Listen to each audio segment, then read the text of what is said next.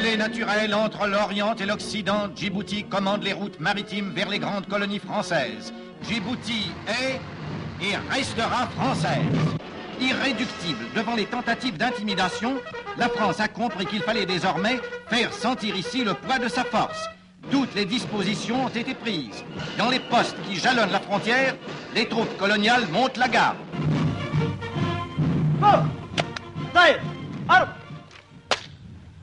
كبغال مسنقي متركيل فانسات كترفاسي على التراس وما أفسرتم لنا. قومي برمي قال أحمد علي متركيل ترانتي أنسو سانديسيت 3 كربنا فاسيهور للمولاتنا. À la disposition du caporal de garde. Voilà, marche.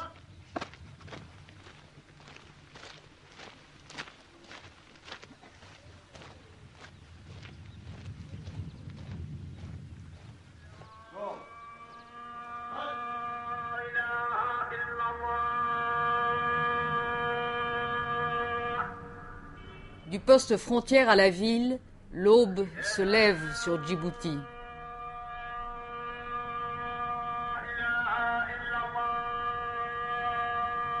Déjà, la chaleur tient la vie en sursis.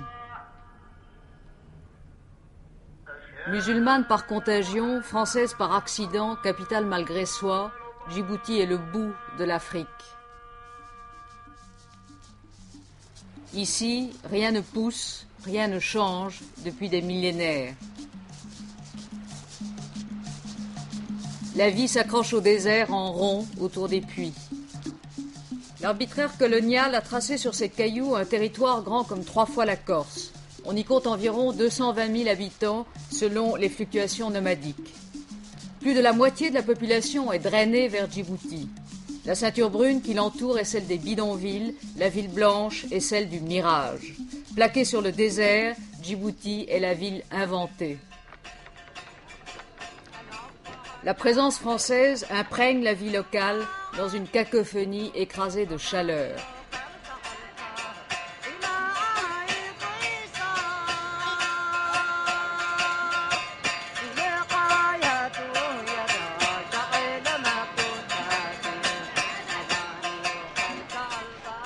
Le temps s'efface avec le kat.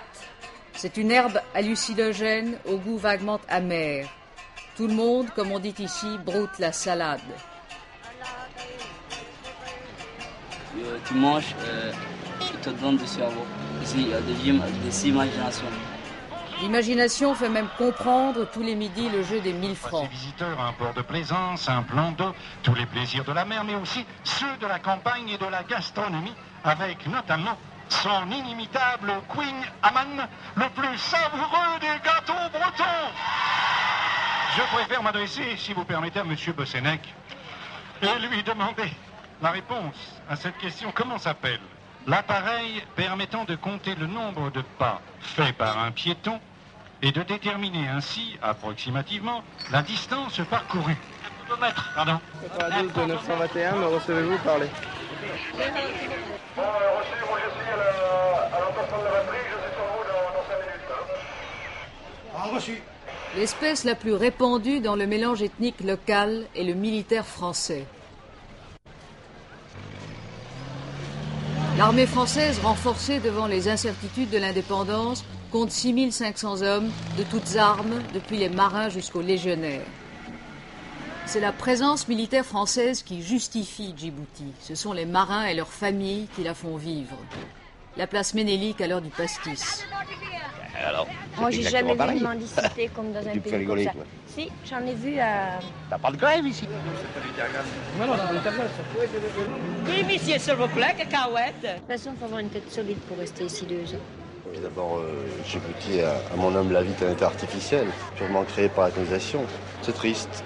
Il y en a qui sont gentils, mais il y en a d'autres, moi j'ai eu peur quelquefois. Je sortais une fois de la banque, j'avais 40 000 francs dans mon porte-monnaie, 40 000 francs de Djibouti. Quand on vient dans des pays comme ça, on sait pourquoi qu'on vient. Faire de l'argent. Oh, oui, c'est vrai. T'es venu pourquoi, toi?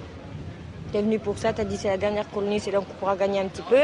Puis finalement... C'est bien évident que comparativement à une vie de métropole, on met certainement plus d'argent de côté ici qu'en métropole.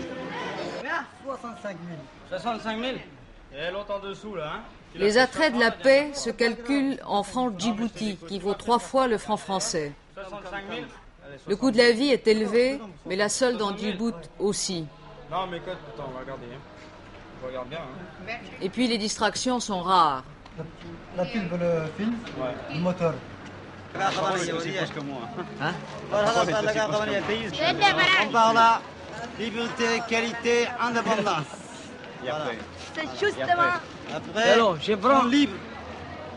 Et après la liberté, qu'est-ce qu'il y a? On travaille. On mange. Et on dort. Et sans colonialiste.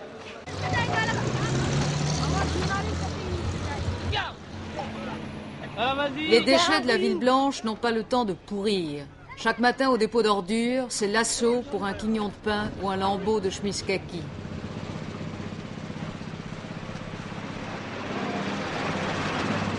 Ce qui reste n'a plus qu'à griller au soleil.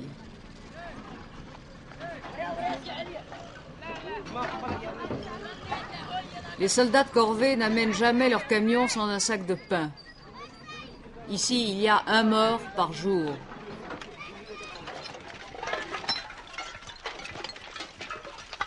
Avant la ville, le poste de Balbala. Ici, on dit le barrage. 4 couteaux. Non, rien. Non, faut faire derrière le sujet. Rien. Tiens, tu peux remonter. Sur l'unique route d'accès à Djibouti, le barrage permet mieux qu'aux frontières de contrôler le flux des nomades et de doser un mélange ethnique explosif. Entre les Afars du Nord, affiliés aux tribus d'Éthiopie, et les Issa du Sud, qui sont presque des Somalis, la mésentente est traditionnelle. Les mines éclairantes et les barbelés rappellent parfois à l'ordre. Qu'est-ce que c'est ça? On n'importe rien, chef. On n'a rien, nous ne sommes pas des ennemis. Non, nous ne sommes pas des ennemis. Ben alors? Ben, il est parti. Avec ça, pas bon ça. Parce que moi, on peut garer voiture là. Assoupli avec l'indépendance, mais toujours là, le barrage a été justifié par les autorités françaises comme un triple cordon sanitaire. Sur le plan tribal et politique, l'équilibre local a longtemps reposé sur la compression de la majorité Issa au profit des Afars. Sur le plan économique, la ville signifie des salaires, souvent répartis entre clientèle tribale et en emploi fictif. Un seul salaire à Djibouti nourrit en moyenne 35 personnes dans le territoire. Djibouti est aussi l'accès à l'éducation. La bourgeoisie locale, celle des petits fonctionnaires, envoie leurs enfants au lycée. Ici, au lycée, les gens se mélangent facilement entre les enfants de militaires français et les gens locaux. Tant que nous sommes au lycée, ça va, mais une fois sortis, chacun s'en va de son côté, quoi. Et c'est quoi ça? C'est du racisme? Non, ce n'est pas du racisme, c'est une question financière. Parce qu'eux, ils ont le moyen de se payer des choses que nous, on ne peut pas. Par exemple, ils font de la voile, ils fréquentent des clubs, tandis que les autochtones ne peuvent pas faire tout ça. Alors, Les parents ne les laissent pas venir avec nous, enfin, surtout les filles, elles n'ont pas le droit de sortir. Ça. Très strict. Même si on est copains, ils ne les laissent pas sortir. Mais il y a du racisme ici ou pas du tout? Non, il n'y a pas de racisme. Pour vous, il n'y en a pas, mais pour vous? Bon, disons qu'il y a des petits accrochages de temps en temps, quoi. Et la vie ici, c'est comment? Bon, c'est pas mal. C'est pas mal. Il y a la plage, il y a... Les délices balnéaires de Djibouti. C'est presque la seule carte postale que les quelques 8000 Français, militaires et fonctionnaires, envoient en métropole pour faire rêver la famille. Évidemment, la légende n'est pas toujours la même. C'est bien Djibouti? Bien, bien, très bien. Merveilleux. C'est un paradis, ça. Il est menteur. Il est menteur.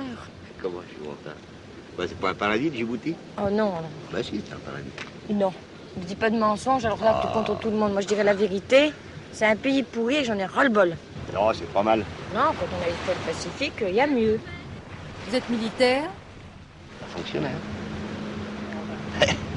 Militaire de carrière, moi, je dirais. Non, fonctionnaire. Et me contredit. Bah, je sais bien ce que je dis, non? Quand même, sur mon passeport, c'est pas marqué militaire, c'est marqué fonctionnaire. Bon, alors, je suis fonctionnaire. Fonctionnaire de l'État. Si je ne suis pas rapatrié avant le 27 juin, ça fera ma 4e indépendance de décolonisation, disons. C'est un mot à la mode, hein. On décolonise. Il y a des militaires qui aiment Djibouti, vous pensez? Ouais, disons, il y en a pas mal qui l'aiment, disons, je crois que c'est seulement au point de vue pécuniaire. Ouais, parce qu'il y en a qui demandent justement à venir à Djibouti, c'est uniquement parce que, bon, en militaire se fait quand même 3 fois plus qu'en France, quoi. 2 appelés du contingent. Du point de vue climat, je pense, c'est vraiment dur. Hein. Ouais, le climat, c'est la première chose qui est assez difficile ici, quoi, quand même. Et les rapports avec les gens du coin? Je les trouve très, très bizarres, très mystérieux. Très difficile au point de vue rapport. Ouais. Je sais pas, les gens ne nous aiment pas tellement, finalement. Hein. Surtout quand on parle de militaires. Hein. Les militaires sont déjà mis à part. Et ils vivent des militaires. Ils en vivent, oui. Si on n'était pas là, il ne serait plus rien, quoi. Disons, faut dire une chose, c'est que quand même Djibouti, il y a énormément de prostituées, il y a uniquement ça dans la rue. Hein. Je crois qu'elle recherche surtout l'argent, des petits bidasses, quoi. À Djibouti, dans la nuit, la lune